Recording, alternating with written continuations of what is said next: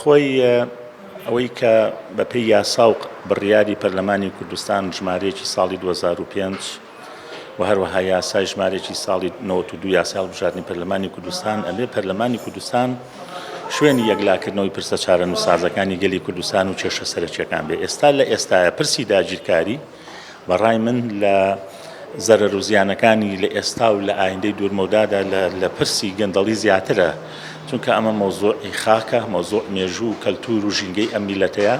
بۆیە بەداخەوە ئێمە وەکو پەرلەمانتاران کە ئەو واژوانەمان پێشکەش کردووە، نەک پەرلەمان هیچ هەنگاوێکی نەناوە، بەڵکو ئەبینین کە بەداخەوە ئەو پێکدادانانەی دروست بوو وای کرد کە ئەو پەرلەمانەوەنگی کە دوورکەوێتەوە. پەرلەمانی کوردستان لە ئاست هەموو ئەم پێشێلکاریانە بێدەنگە و ئەوە قەزیەکی مەسیریە پەرلەمانی خەڵکی کوردستانە.